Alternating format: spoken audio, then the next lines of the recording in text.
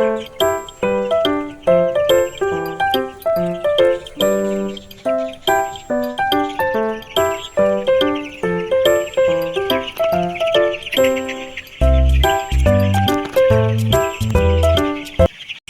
magandang gabi po sa inyo mga ka-farmer. Let's go farming na po.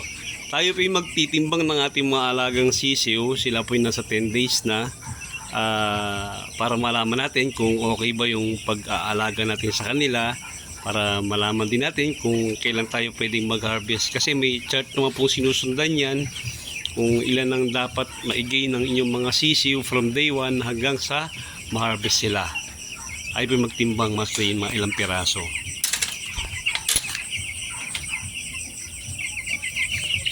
Sa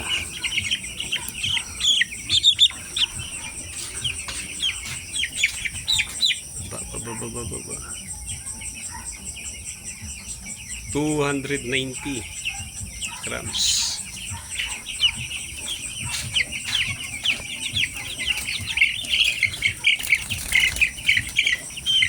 Mostly po mas mabigat po yung mga lalaki kumpara sa mga babaeng sisiw.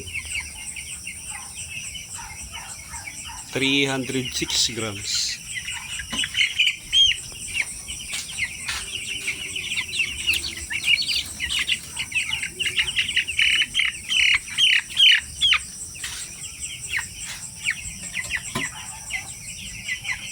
$350.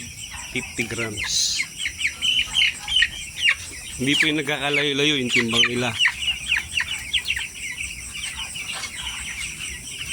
Pa.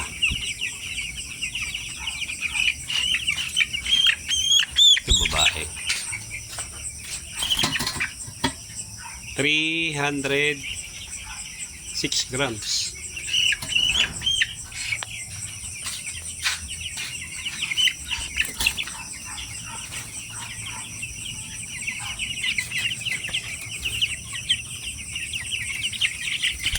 Lang.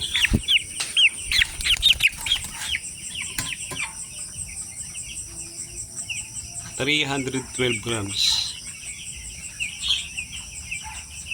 Yun po, estimate mga around 300 grams na po sila sa pang 10 araw nila. Imagine niyo nung kinarga natin sila ay nasa 42 grams lang po yung bawat isa nung day old sila. Ngayon po ano na, 300 grams.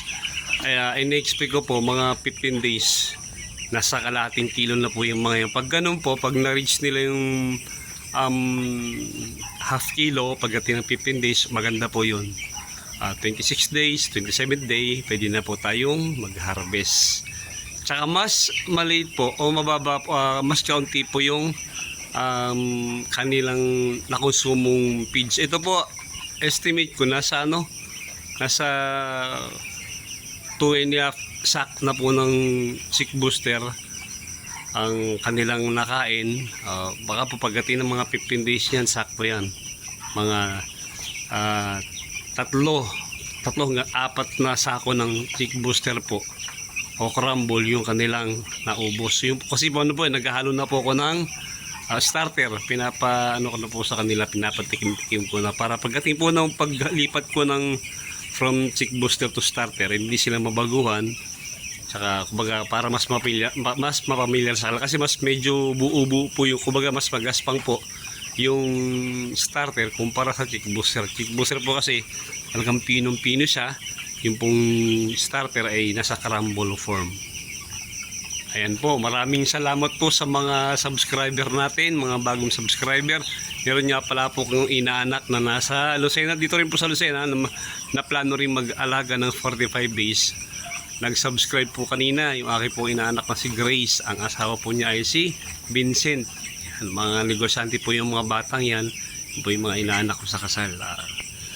Hopefully, makapagsimula kayo na maaga para makapag-ipon kayo. Ayan, maraming salamat po sa inyo mga farmer. Paki-like naman po yung ating video, paki-subscribe na rin po yung ating channel, at sana po ay meron kayong napupulot sa aking ginagawang pagbablog. Salamat po, mabuhay po kayong lahat. Happy farming po.